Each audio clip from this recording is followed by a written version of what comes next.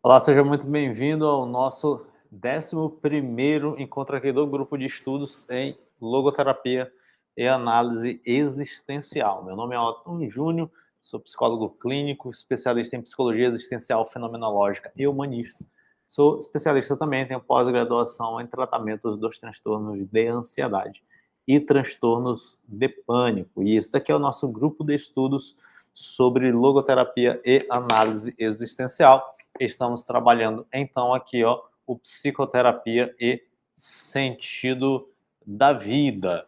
Estou gastando aqui, investindo todos os meus tempos livres nesse grupo de estudos para poder a gente ajudar aí na galera que tem dúvidas sobre logoterapia, tá bom?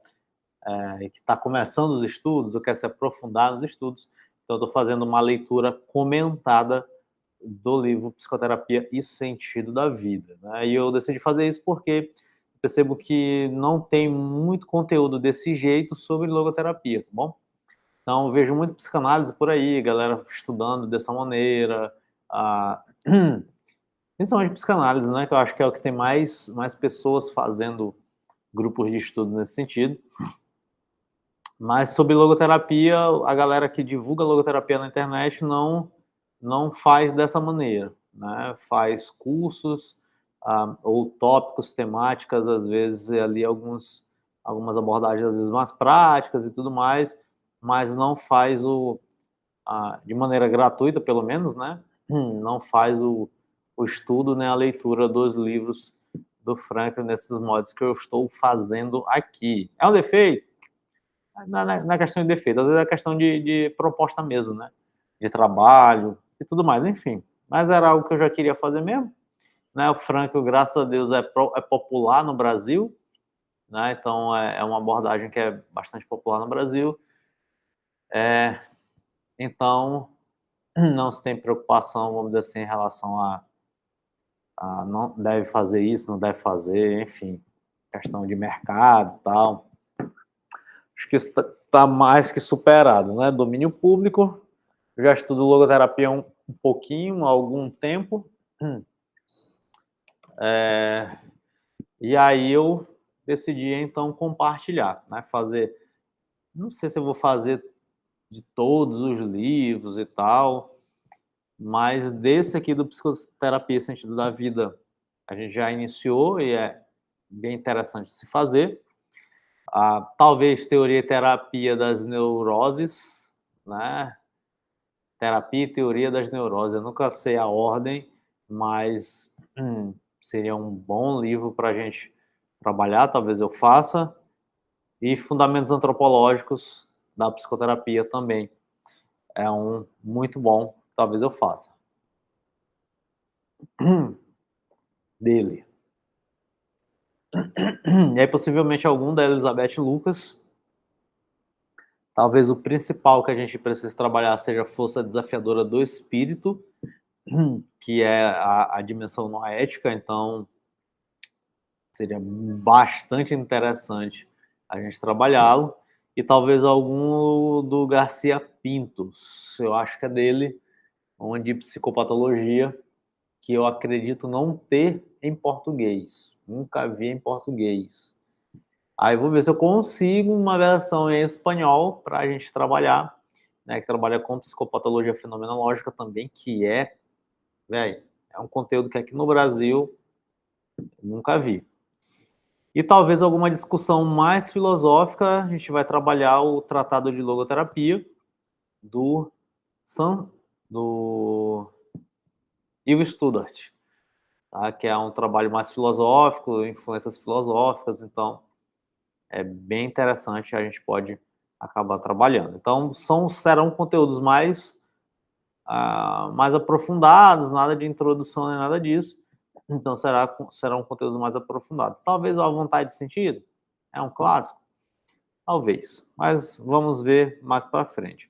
Então, se você ainda não é inscrito no canal, se inscreva aqui no canal, dê o teu like aí no vídeo, já se inscreve no canal, já ativa o sininho para receber todas as notificações.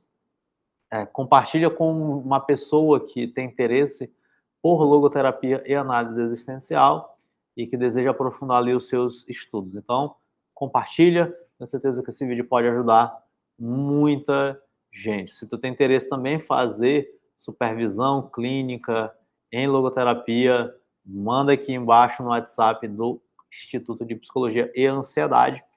Só mandar uma mensagem e falar que você tem interesse em fazer supervisão clínica em logoterapia comigo, com Otton. E também estudar. Otton, eu quero estudar, quero aprofundar o estudo em logoterapia, não sei por onde começar, como é que a gente faz, manda mensagem aqui também, que a gente faz esse suporte, a gente dá esse suporte aí para você estudar, né? Tem todo o roteirinho ali para você estudar logoterapia de uma maneira mais tranquila possível. E deixa eu pegar o meu café, cafezoso.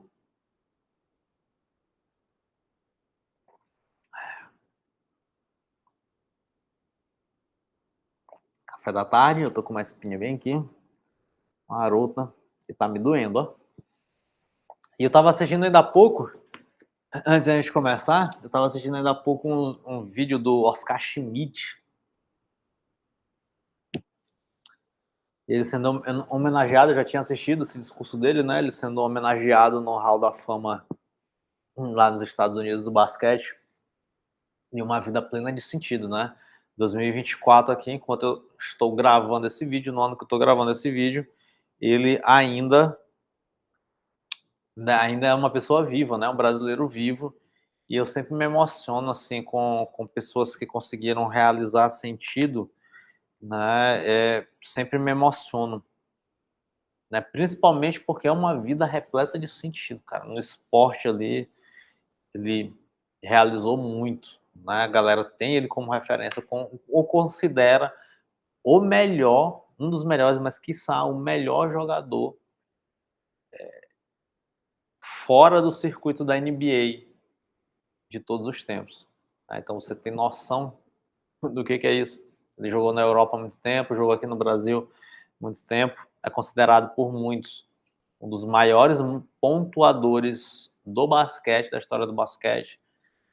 Né? Então, assim, jogador fenomenal, uma pessoa fenomenal, brasileiro, um dos poucos ídolos brasileiros e pouquíssimo reconhecido no país.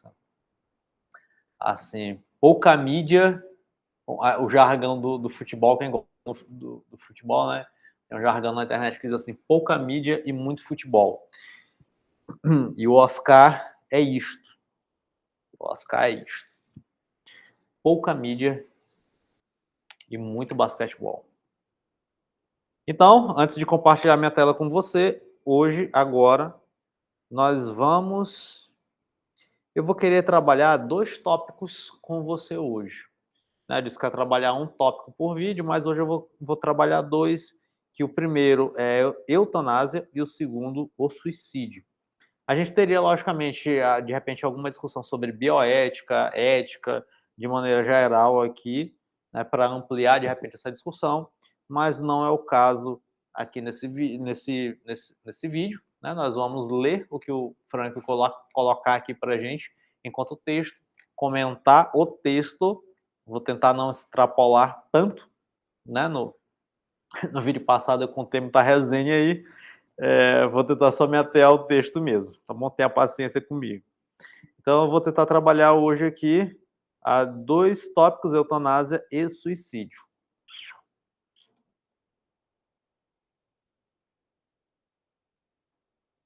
Isso. Então, compartilhando tela.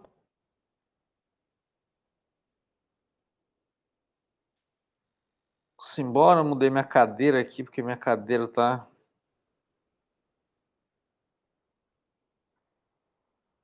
deixando ali o meu saco. Botei uma mais desconfortável. Isso que eu consiga ficar mais retinho aqui. O tempo tá meio nublando. E você já está vendo, então, aí o texto. Então, o primeiro tópico de hoje é eutanásia. Opa, bati aqui no tripé. Me arrumando aqui e simbora. Então, posto isto, que era da aula anterior, né? Então, no tópico anterior, ele falou o quê? Ele estava falando ali das categorias de valores e ele encerrou ali no exemplo de um paciente em que a sua circunstância foi se delimitando, né, até o ponto em que ele citou aqui o exemplo, né, ali uma situação final de vida desse paciente, né, em que para não incomodar o médico, então, o paciente ele fez o quê? Ele disse, ó, em vez de tu precisar acordar durante o teu plantão na madrugada para vir me dar a injeção de morfina, joga logo essa parada para cá que eu não vou te incomodar, né? Então esse foi o desfecho do nosso último encontro. E aí ele abre então o tópico falando sobre eutanásia. Posto isto, impõe-se perguntar se, em alguma circunstância, estamos autorizados a privar um paciente já voltado à morte da oportunidade de se entregar à sua morte, da oportunidade de encher de sentido a sua existência até o último instante, ainda que, no caso, se trate apenas de realizar valores de atitude. Isto é, temos diante dos olhos o problema de saber como o paciente, o sofrente, se comportará perante os seus sofrimentos, quando estes chegarem ao máximo e ao final.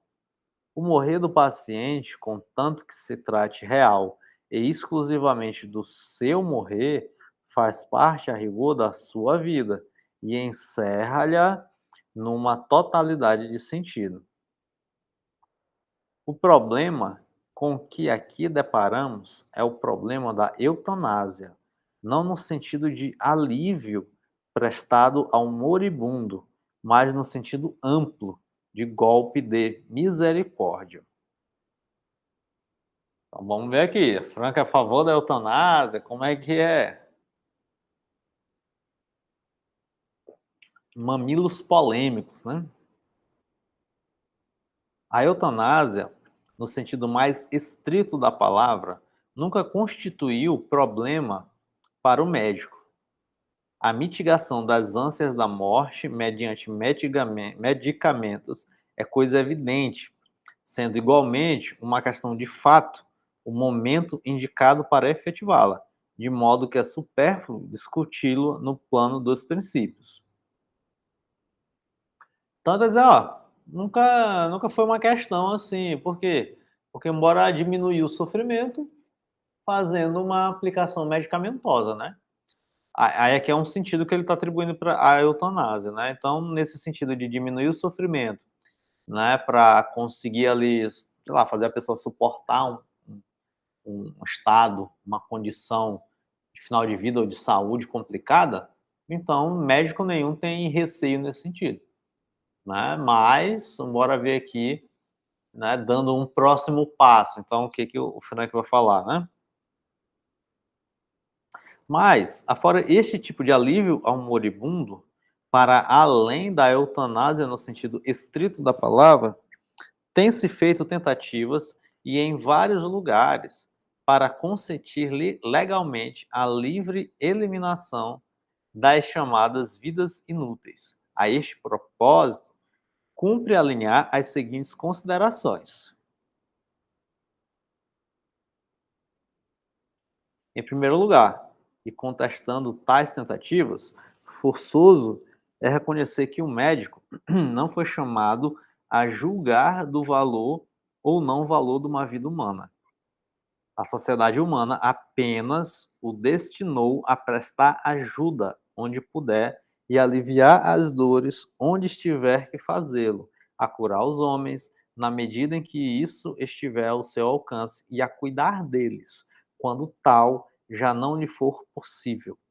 Não estivessem os pacientes e seus familiares convencidos de que o médico toma a sério e à letra esse mandato, e logo desapareceria, de uma vez para sempre, a confiança que nele depositam. O doente, em nenhum momento, saberia se o médico ao aproximar-se dele, vem para ajudá-lo ou para matá-lo como um carrasco. Esta posição de princípios também não autoriza nenhuma exceção quando, em vez de se tratar de doenças físicas incuráveis, se trata de doenças mentais igualmente incuráveis. Com efeito, quem se atreveria a profetizar por quanto tempo se tem de considerar incurável ainda uma psicose tida como tal? E antes de mais, não nos é lícito esquecer que o diagnóstico de uma psicose tida por incurável pode muito bem ser algo de subjetivamente certo, mas sem que as manifestações objetivas da mesma nos permitam ajuizar do ser e não ser do paciente. Foi-nos dado conhecer o caso de um homem que, tendo de ficar entrevado na cama 5 anos inteiros, a ponto de se lhe atrofiarem os músculos das pernas, precisava também que o alimentassem artificialmente.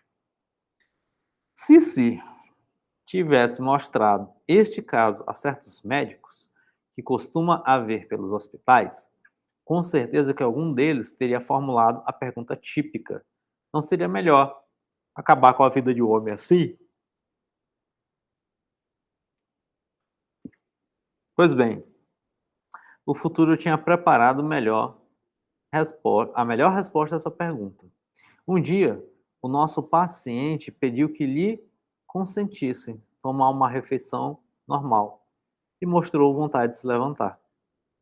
Fez exercícios até conseguir suster-se ou, outra vez, nas pernas, cujos músculos se haviam atrofiado. Poucas semanas depois, deram-lhe alta e em breve proferia conferências nas escolas superiores, tomando como tema, aliás, viagens feitas antes de ter adoecido. Finalmente, num círculo mais íntimo, expôs aos psiquiatras, por suas palavras, a experiência sofrida durante a doença, a despeito da suscetibilidade de alguns enfermeiros que não o tinham tratado lá muito bem, sem repararem que, passados os anos, poderia vir a expor em público com toda a franqueza tudo o que lhe sucedera. Ora bem, é de supor que alguém argumentasse nestes termos, um doente psicótico não tem a capacidade para velar pelos seus próprios interesses.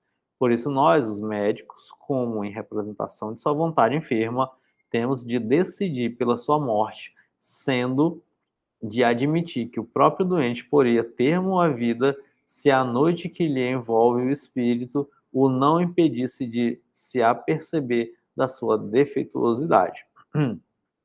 Mas nós colocamos-nos num ângulo de visão completamente diferente. O médico tem que atuar ao serviço e no sentido da vontade e do sentido de direito de viver do doente. Nunca, porém, para lhe tirar tal vontade e direito.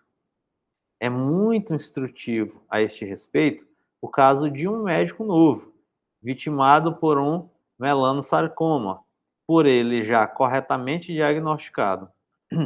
Os colegas tentaram enganá-lo com reações negativas de urina, substituindo a dele pela de outros doentes, mas foi inútil. O doente, uma noite, fechou-se no laboratório e efetuou por sua conta a reação. Em progredindo a doença, temia-se uma tentativa de suicídio. Todavia, que fez o médico doente? Começou a duvidar cada vez mais do primeiro diagnóstico, aliás, exato, que fizera, e ao sentir metástase no fígado, entrou a diagnosticar distúrbios hepáticos inofensivos. Quer dizer, sem perceber, mentia e enganava-se a si mesmo, precisamente nas últimas fases em que a vontade de viver se rebelava. Ora, é exatamente essa vontade de viver que nos cumpre respeitar. Ai, pena que eu não vou grifar isso aqui. Sem passarmos por cima dela para, em nome de ideologias, sejam quais forem, arrancarmos a vida de um homem. Mas também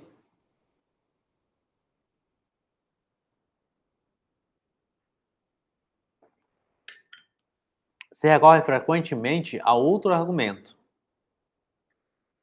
Então, o primeiro argumento é esse: tem os médicos têm um cuidado, se a pessoa está morrendo, está em estágio final de vida, por que não tirar logo a vida dessa pessoa, né? Por que não deixar na mão dos médicos a decisão e a autonomia pela vida da pessoa? O Frank tá dizendo: olha, velho, bora ter cuidado com essa parada aí, cara, por quê? Porque existe uma vontade de viver. Mas também se recorre frequentemente a outro argumento.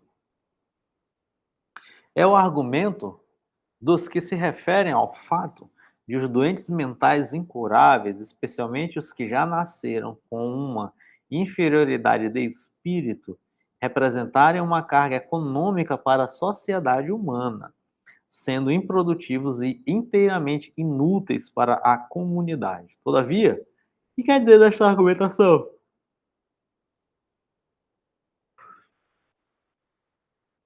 Na realidade, os idiotas que pelo menos guiam um carrinho de mão, talvez até sejam mais produtivos do que, por exemplo, os velhinhos senis que vegetam dentro de um asilo e, no entanto, os mesmos que se aferram ao critério de utilidade para a comunidade certamente rechaçariam a ideia de exterminados como base na mera razão de improdutividade. Então, o outro argumento é, beleza, vambora descartar todo mundo que é inútil, velho. Se tu é inútil e improdutivo, pode enfiar uma injeção no toba e matar que tá tudo certo. É que todos os termos de com é que todos temos de confessar que um homem que está rodeado pelo amor dos seus representa o objeto de todo em todo insubstituível desse amor, bastando isso para que sua vida lhe tenha um sentido, ainda que puramente passivo. Pelo visto, pelo visto, nem toda a gente sabe que são, afinal, as crianças mentalmente atrasadas, as que, em geral, precisamente no seu caráter de desvalidas, mas terna e cuidadosamente são amadas e amparadas por seus pais. Quanto a mim, a obrigação incondicional de salvar que o médico tem sempre que possa, não o abandona nem sequer quando se lhe depara um paciente que tenha tentado matar-se e cuja vida se acha agora presa por um fio. Hein? Nesta situação, o médico encara o problema de saber se deve ou não entregar o suicida à morte livremente escolhida, se lhe é lícito opor-se à sua vontade de se suicidar, manifestada já na prática, ou se tem que respeitá-la. Talvez, se pudesse dizer que o médico que intervém terapeuticamente perante uma tentativa de suicídio faz o papel de destino, em vez de dar ao destino livre curso. Talvez se pudesse dizer que o médico que intervém terapeuticamente perante uma tentativa de suicídio faz o papel de destino em vez de dar ao destino livre curso. Mas a isto objetamos nós o seguinte: se o destino tivesse sido deixar morrer o cansado da vida aqui em questão, esse destino teria feito o possível e o impossível para que a intervenção médica chegasse tarde demais. Seja como for, mal o destino muito oportunamente põe nas mãos do médico alguém ainda com vida, este médico tem que agir como médico, e em nenhum caso lhe seria lícito avorar-se em juiz para decidir sobre o ser ou não ser, quer por razões ligadas à cosmovisão pessoal, quer por puro arbítrio. Olha só que bonito. Então, o Frankl, ele diz sim à vida apesar de tudo, né?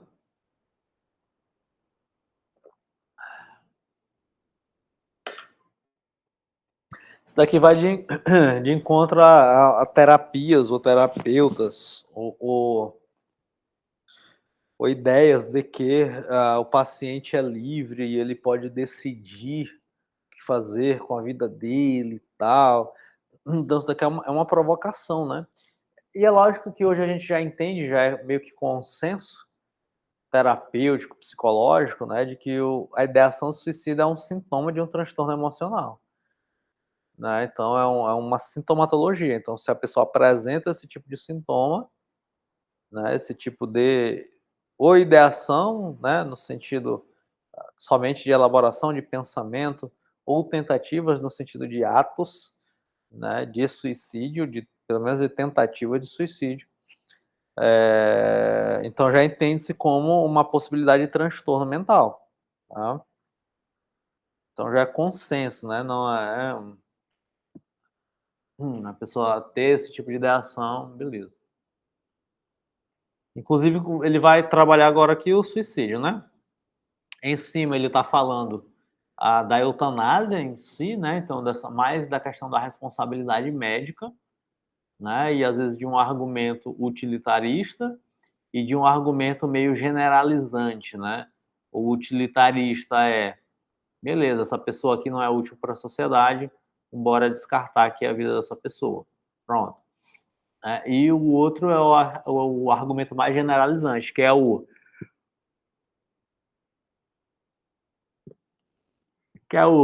é, da questão da doença, né? Então, se eu eutanasio de maneira estrita, no sentido de a pessoa está no final de vida e eu prescrevo medicações para aliviar o seu sofrimento, por que não interromper logo a vida? Então, por que não? Entende? E aí o Franklin chama atenção, ó, galera, bora prestar atenção nisso daí, porque a vida, apesar de tudo, é a vida, né? Que essa última frase vem aqui. E aí vamos então. Eu tô pensando que esse plástico aqui é notificação no meu telefone. Então vamos então ao tema do suicídio. Beleza até aí?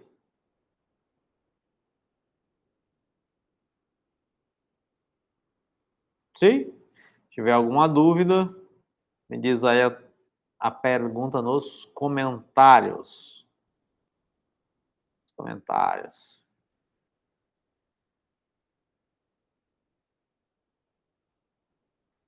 Paz. Osso. Tô vendo aqui se o personal já mandou minha nova série, que hoje é segundou, começar com série nova. Miserável tá só me dando uma cangalha. Vou mandar mensagem para ele. Ok. Suicídio agora, tudo bem? E aqui, lógico, né? Aqui, lógico, a gente tem filmes que vão. A gente tem filmes que vão. Ah, tá aqui, mandou. Gostei, que eu não tinha atualizado.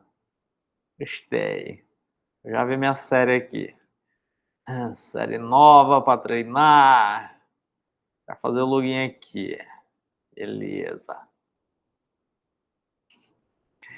Então é lógico que a gente tem séries, filmes, isso tudo cabe, né, numa discussão, a gente discutir, a gente conversar sobre, né, até que ponto, né, essa liberdade última ela deve ser respeitada mesmo ou não. Questão de eutanásia, por exemplo, até que ponto isso é consciência mesmo da pessoa, né, até que ponto é o direito dela querer tirar a própria vida. Nós temos um filme aí que eu me esqueci agora o nome, que ficou muito hypado aí nos últimos tempos, sobre isso, sobre a eutanásia, né?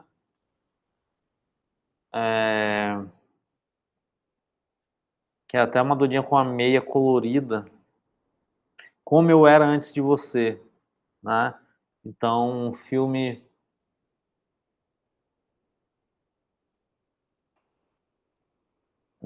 bem bonito, aliás. Menina de Ouro, cara, Menina de Ouro é um filme, meu Deus do céu. Mar Adentro também. São filmes, assim, que são excelentes, né, com essas questões sobre a vida, né, são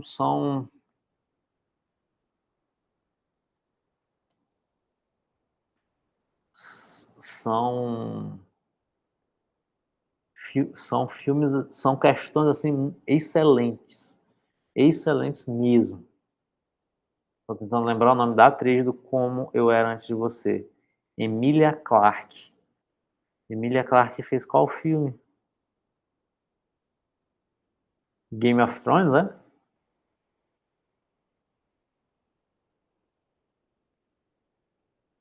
Ah, é Game of Thrones, isso. Show. Ah, então são sempre questões que são muito interessantes da gente conseguir debater, discutir, falar. E são assuntos ali éticos, né? A gente está ali no limite da vida mesma, né? A gente está no limiar da vida, discussões sobre vida e morte, né? Então, como é que a gente deve se comportar? Como é que a gente deve se posicionar diante disso? E é sempre um desafio esse tipo de discussão. São questões éticas, né? Discussões éticas. São importantes, né?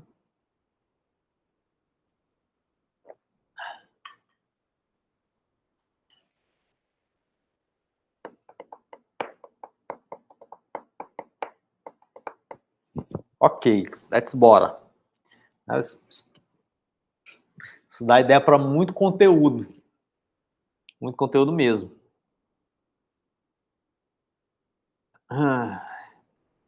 Então agora suicídio. Tô nem aí, eu vou falar mesmo. Não sei se o YouTube vai cortar ou vai diminuir o alcance, mas aí você faz o quê? Você vai lá, dá o like, já dá o gostinho aí direitinho, já deixa o like, que é para poder a gente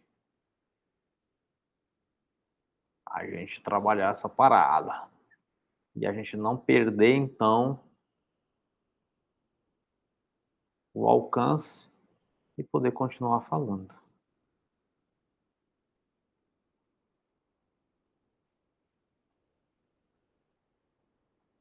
Oi, a vida é desse jeito, a vida é desse jeito, a vida é desse jeito. É, olha aí, ó.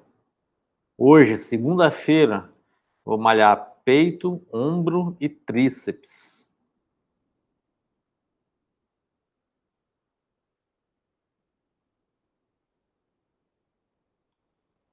Supino reto,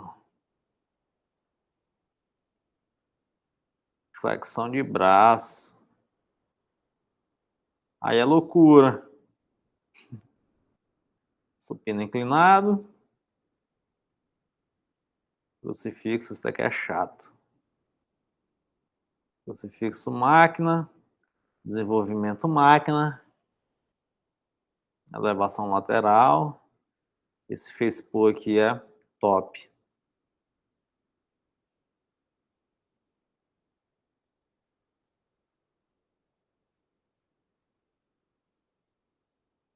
Rapaz, é uma série cansada, ó.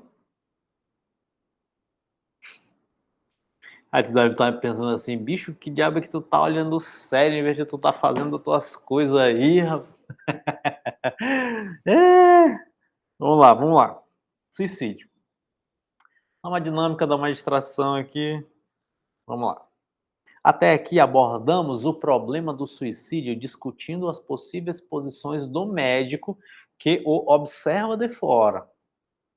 Tentemos esclarecer agora este problema vendo-o, por assim dizer, de dentro, procurando compreendê-lo sobre o prisma do homem que se cansou de viver, examinando ao mesmo tempo os motivos da sua justificação interior.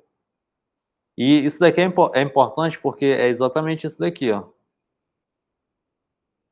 Né? Cansou de viver, não vou conseguir grifar. Deixa eu riscar aqui uma coisa livre aqui. É exatamente isso.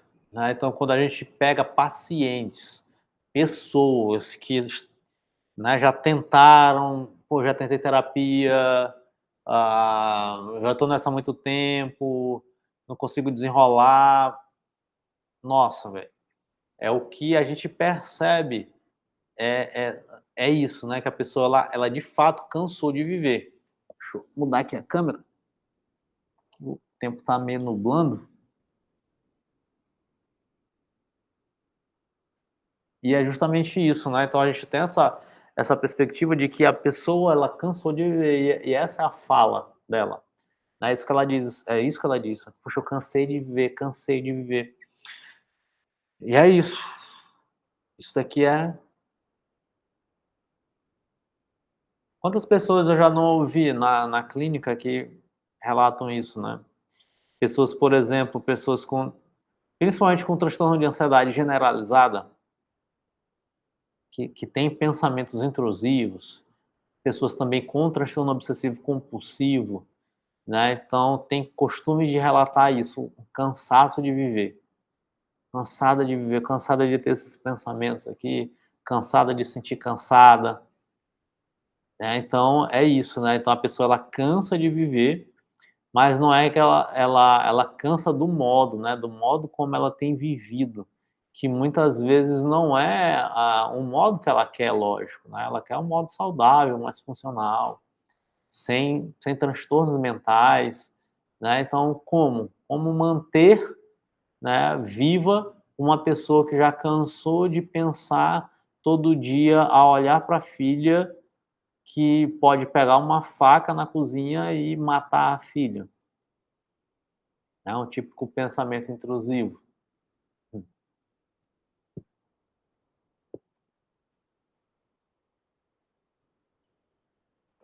Ai, boneco. Então é muito difícil, né? Isso mesmo.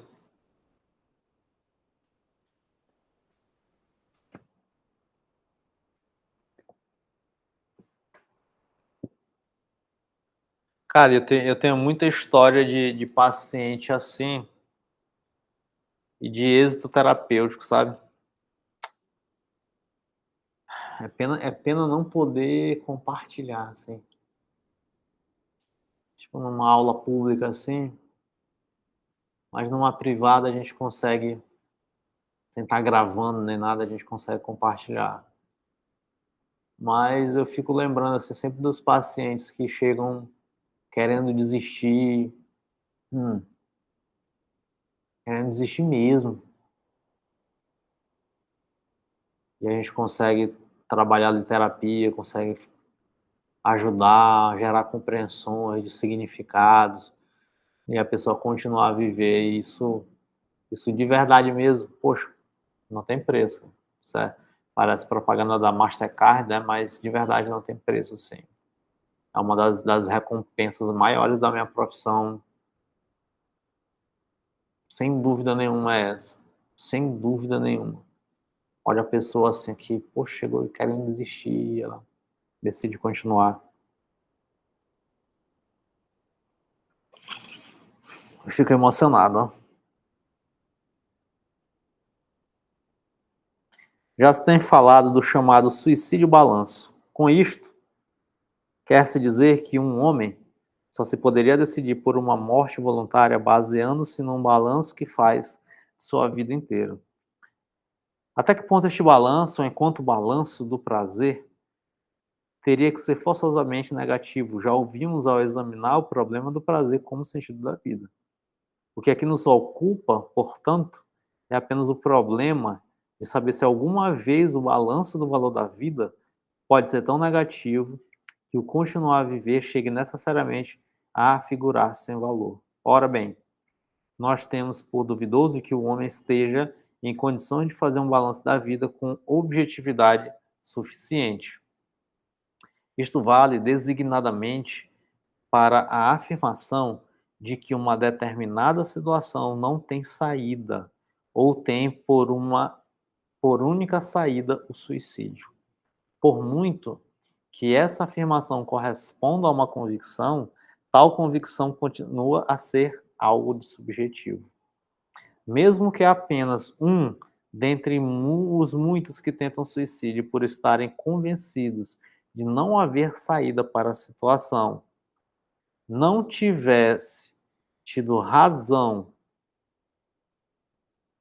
mesmo que só nesse caso, apesar de tudo, se encontrasse mais tarde uma outra saída, mesmo que assim fosse, digo, qualquer tentativa de suicídio careceria de justificação.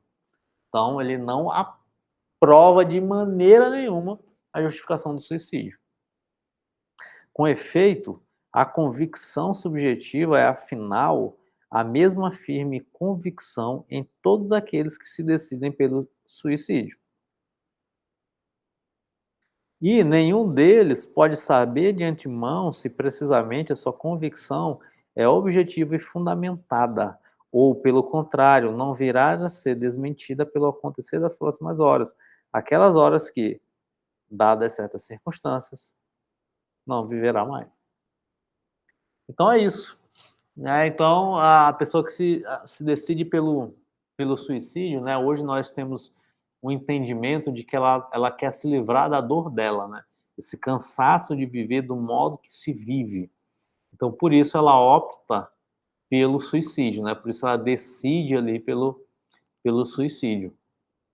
A provocação do Frank é a seguinte, ó, eh, não existe uma situação sequer em que não tenha pelo menos 2 saídas.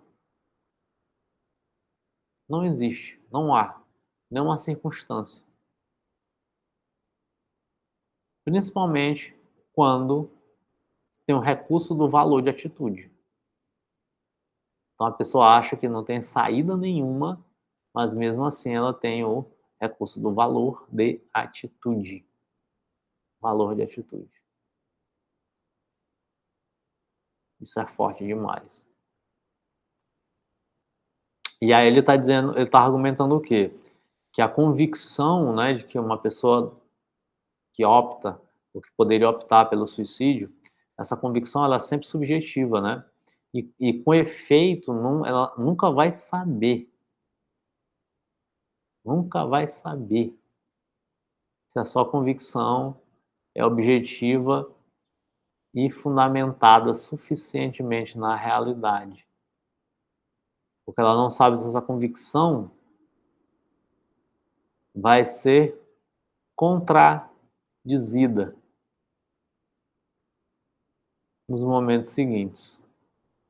Porque não tem como a gente tomar uma decisão agora pautado no determinismo sensitivo a partir de um passado que vem acontecendo. Dito de outro modo, eu não posso, é impossível, é improvável eu prever que eu vá continuar sentindo tristeza no futuro pela razão de eu estar sentindo tristeza há 2 anos.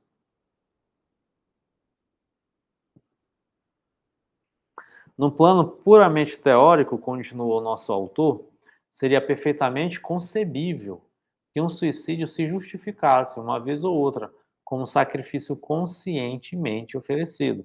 Contudo, bem sabemos pela experiência que os motivos de um suicídio desse tipo também brotam muitas vezes de um ressentimento ou que, mesmo em tais casos, se acaba por divisar ainda outra qualquer saída para a situação aparentemente sem perspectiva. Assim, praticamente, pode dizer-se que o suicídio nunca tem justificação.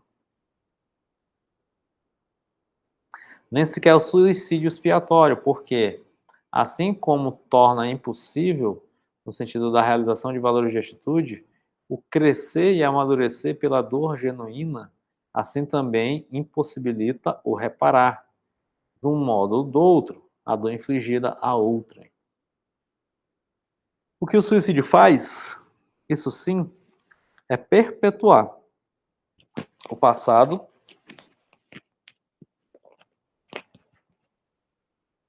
em vez de arrancar do mundo uma infelicidade ocorrida ou uma injustiça cometida. Arranca o eu e nada mais. Essa frase aqui,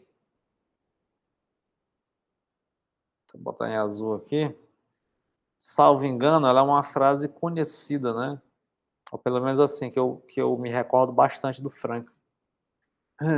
Então, o que o suicídio faz? Quando uma pessoa, ela, ela fala assim, poxa, Otton, eu estou vivendo aqui de maneira triste, eu tô, não consigo regular essa emoção, vejo uma ausência de sentido, eu já estou me sentindo cansado de viver, cansada de viver, então eu vou tirar a minha própria vida. Bom, né? Bati aqui no meu tripé de novo. Bom, o que o suicídio faz, na verdade, é perpetuar isso. Lembra só da nossa aula aqui, do nosso encontro sobre o suprassentido? Volta e assiste novamente o suprassentido. Muito importante.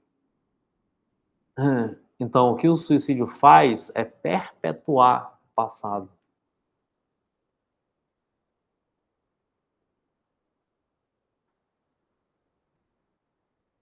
Em vez de arrancar do mundo uma infelicidade ocorrida. Então, o suicídio ele não arranca a infelicidade, ele a perpetua. O suicídio não interrompe uma injustiça, ele continua. O que o suicídio faz? Arranca o eu e nada mais.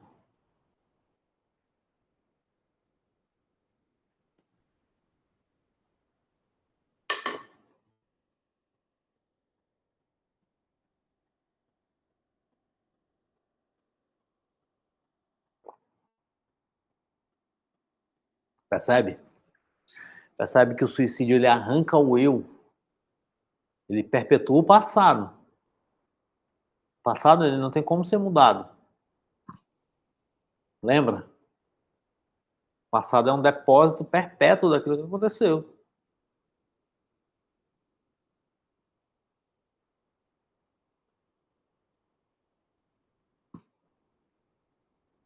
É por isso é que pautar a vida pelo prazer aqui, como ele falou anteriormente um pouquinho aqui, e pelas emoções, é isso.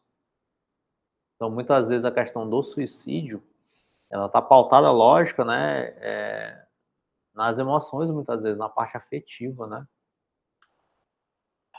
Então a gente tem que tentar trabalhar muito bem com os nossos pacientes, essa abertura de significado, para suportar mesmo, aqui é um valor de atitude, para suportar muitas vezes um perfil, uma um um caráter de desregulação emocional, né, uma pessoa que apresenta ali um perfil psicológico de desregulação emocional. E a gente vai precisar tentar trabalhar esse suportar o sofrimento diante dessa desregulação emocional, para poder a pessoa manter-se em vida, né, e descobrir sentido, né, diante deste destino psicológico de desregulação emocional, né, diante disto, né, mas também diante de um valor de atitude muitas vezes. E ela conseguir, a despeito daquilo que ela sente, ela continuar vivendo. Que talvez seja um dos maiores desafios humanos, né, continuar vivendo quando as emoções estão desordenadas.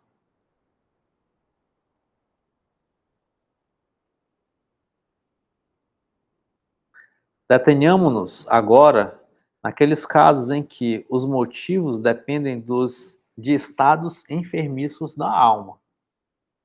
Deixaremos em aberto o problema de saber se, numa sondagem psiquiátrica estrita e profunda, poderia vir a descobrir-se alguma tentativa de suicídio que não tivesse a menor base psicopatológica.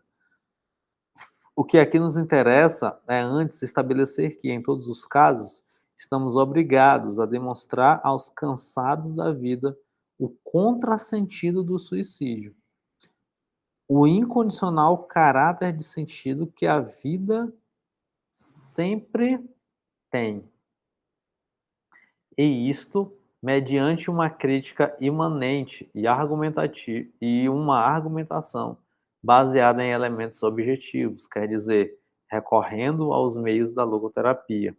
A este propósito, haveria que lhes chamar, antes de mais, a atenção para o fato de que o cansaço de viver é um sentimento.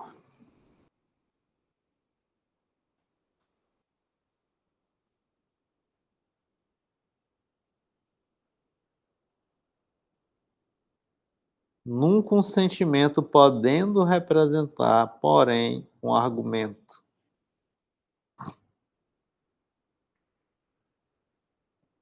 Isso daqui é forte. Princípio terapêutico isso daqui, hein? Se tu é terapeuta, presta atenção nessa frase. O certo é que não lhes cabe em sorte o que procuram, isto é, a solução do problema, sim. O que temos que fazer com alguém que esteja decidido a suicidar-se é, sobretudo, mostrar-lhe repetidamente que um suicídio não pode resolver problema algum. Mas daqui também é argumento de psicoterapia, tá? Plano de intervenção. Ah, meu Deus, a pessoa quer cometer suicídio.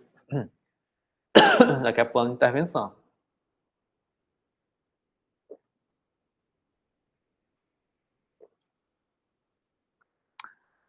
Temos que lhe fazer ver como ele se assemelha a um jogador de xadrez que, colocado perante um problema que lhe parece extremamente difícil, joga fora as pedras do jogo, sem com isso resolver qualquer problema. Com a vida, sucede também assim. Nenhum problema se resolve deitando fora a vida. É isso. Quer resolver suicídio? Ah, o problema é morrer, então, me matar. Não. Como assim, velho? Não é você joga fora todas as possibilidades de resolver o problema, né? Quem interrompe joga fora as pedras do jogo. E assim como esse jogador de xadrez não se atém às regras do jogo, assim também viola as regras do jogo da vida um homem que escolhe a morte voluntária. Estas regras, é claro, não nos exigem vencer a preço de tudo, mas com certeza nos impõe o não abandonar jamais as lutas. Observação 11. A pergunta trivial sobre se é valente ou covarde quem comete um suicídio não tem resposta assim tão fácil. Não podemos ser tão injustos que passemos por alto a luta interior que costuma preceder toda tentativa de suicídio.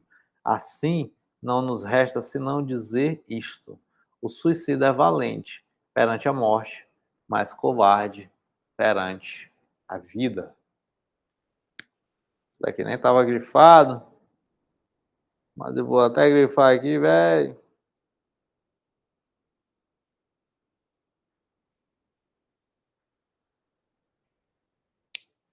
Frase pesada, né? O suicida é valente perante a morte, mas covarde perante a vida. Evidentemente, não precisamos tirar do mundo todas as causas de infelicidade para afastarmos do seu propósito aquele que está decidido a suicidar-se. Nem poderíamos fazê-lo. Não necessitamos proporcionar à mulher amada ao enamorado infeliz, e também não se trata de arranjar a quem sofre indigência um ordenado. Né? O que que ele está dizendo aqui, ó? Ó, o negócio não está em afastar a causa de infelicidade, né? O que importa é conseguir, o que importa conseguir é convencer estes homens de que não só são capazes de continuar a viver sem aquilo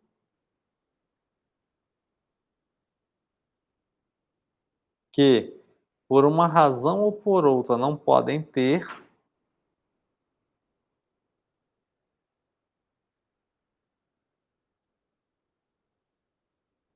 isso daqui também é importante, pessoal. O que importa é conseguir é convencer estes homens de que não só são capazes de continuar a viver sem aquilo que, por uma razão ou por outra, não podem ter, mas também de que têm de ver uma boa parte de sentido da sua vida precisamente em superar interiormente a infelicidade, em crescer com ela, mostrando-se à altura do seu destino, muito embora lhe seja negada alguma coisa. Isso daqui também é princípio terapêutico, tá? O que importa conseguir é convencer estes homens de que não só são capazes de continuar a viver sem aquilo que, né? Então é isso, né? A pessoa, ó, isso daqui é importantíssimo, importantíssimo.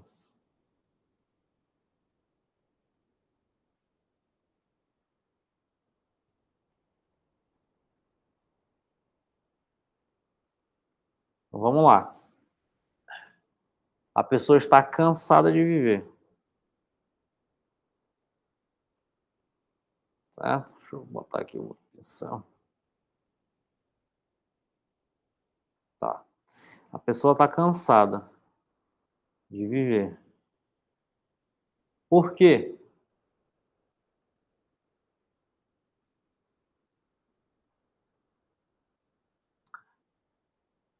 Aqui, ó. Sem aquilo que por uma razão ou por outra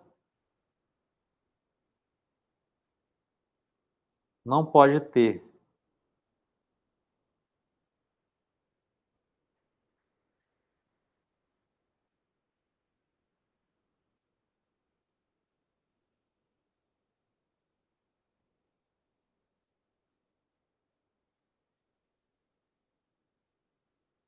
O que uma pessoa deseja ter? Isso tu vai descobrir em sessão, né, em psicoterapia com ela. Agora vamos ver, por exemplo,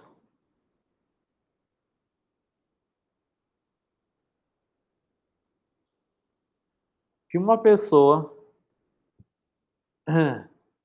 com personalidade borderline deseja ter.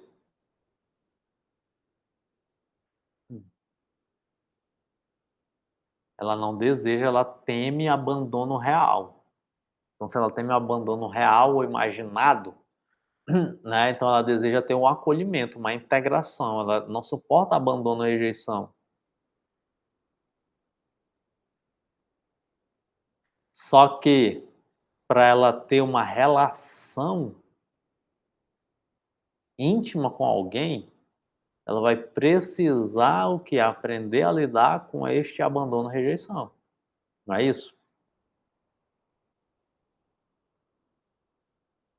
Só que qual é o ponto aí? O ponto aqui,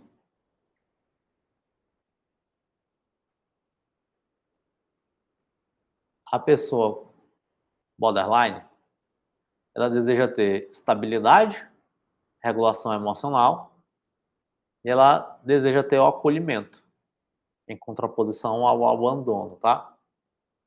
São duas coisas. Então, muitas vezes, o que que o terapeuta vai trabalhar com border? E o border é uma estrutura de personalidade frágil, né? É pouco estruturada, tá ali entre a neurose e a psicose, né? Então, o que o terapeuta vai trabalhar com essa pessoa? Como é que ela vai conseguir viver, mesmo sem ter aquilo que ela tanto deseja? E o que ela não pode ter?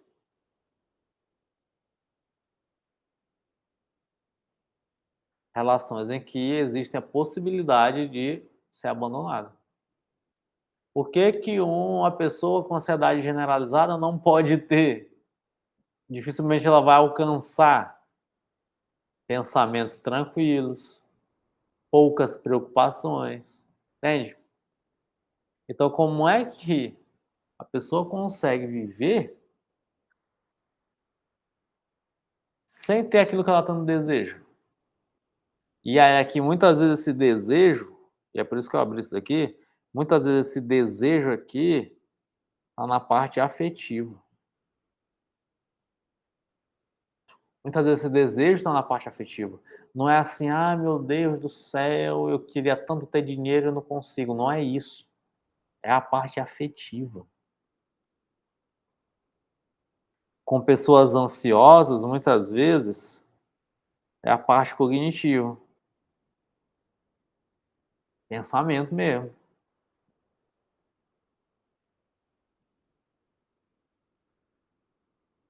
entende? Aí isso daqui a gente pode chamar de paixões ou emoções, mas não necessariamente com esse nome, tá, que são coisas diferentes. Então, atualmente, a nossa clínica é uma clínica de viver a despeito das emoções.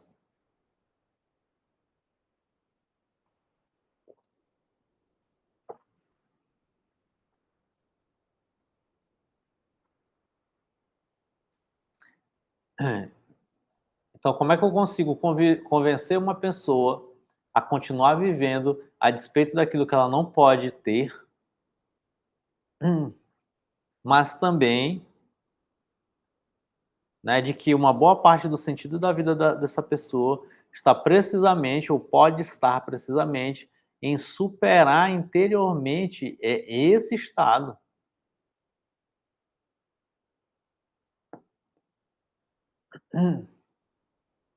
Não é interessante?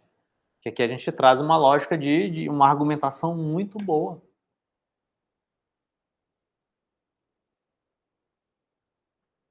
Contudo, continua Franco, só poderemos levar os nossos doentes a tomar a vida como um valor, como algo que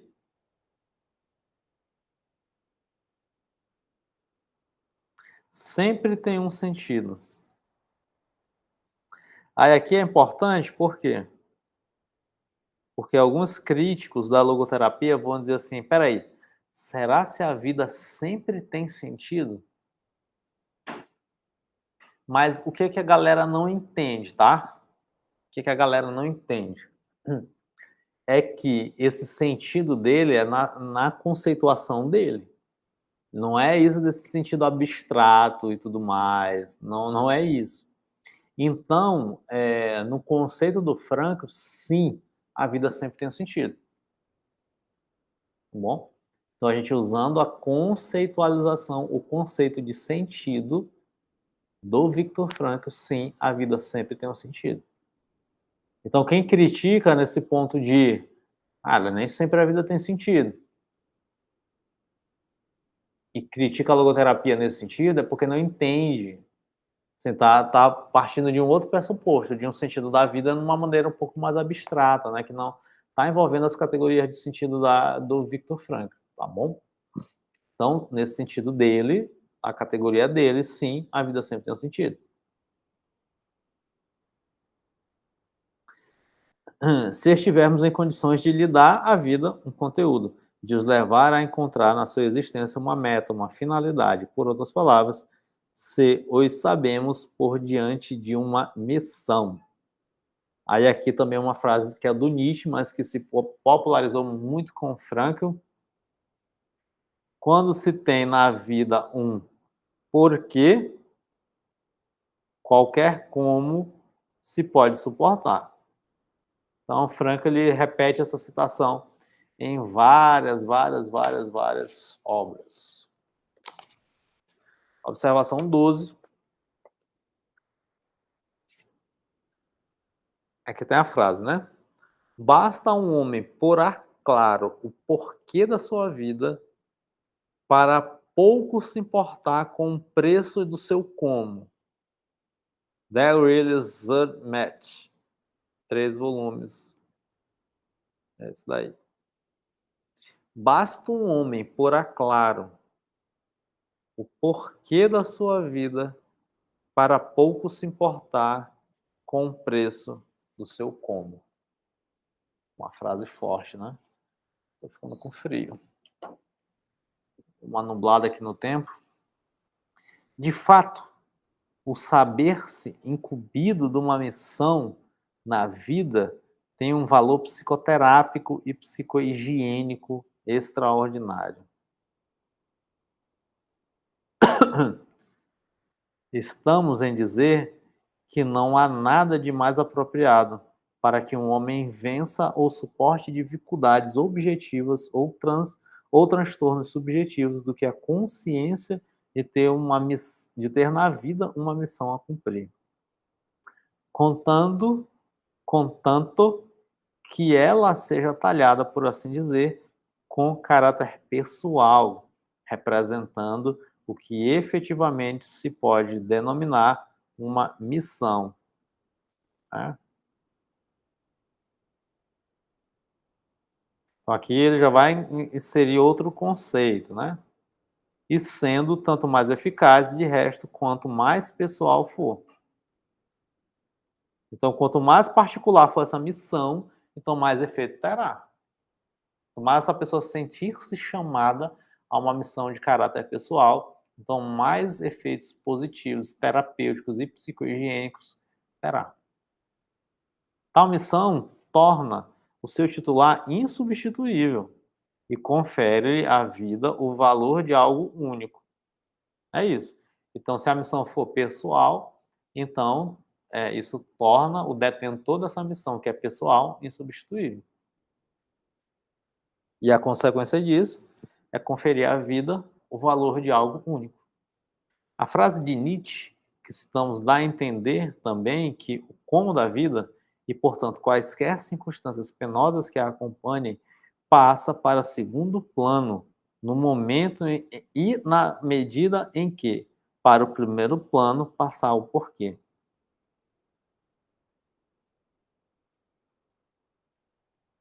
Esse argumento também aqui é muito importante, né?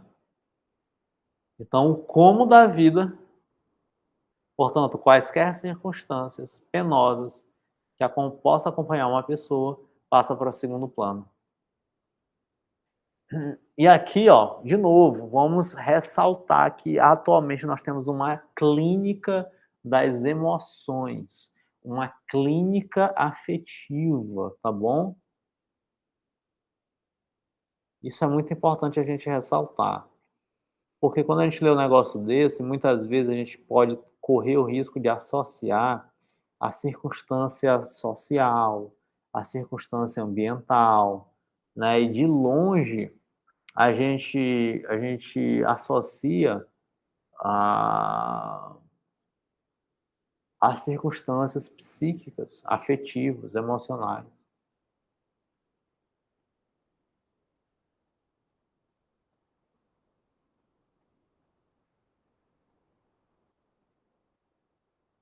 Então, por que é muito mais importante do que o como? Ou seja, a finalidade da vida de uma pessoa é muito mais importante, e uma pessoa que tem ansiedade generalizada é mais importante do que o como ela vive essa vida, ou seja, com ansiedade generalizada, entende? Isso daí você vai trabalhar, isso daqui é princípio terapêutico, né? Aplicação prática.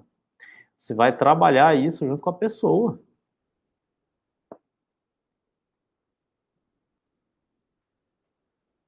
Eu fechei? Você vai trabalhar isso junto com a pessoa. Ainda, cara, tem gente que se não consegue ter uma aplicação prática disso daqui. Mas a mais, uma vez atingida, a compreensão do caráter de missão da vida tem como consequência que, a rigor, a vida se torna tanto mais plena de sentido, quanto mais difícil se tornar. E aqui então a gente passa para o próximo tópico, iremos comentar.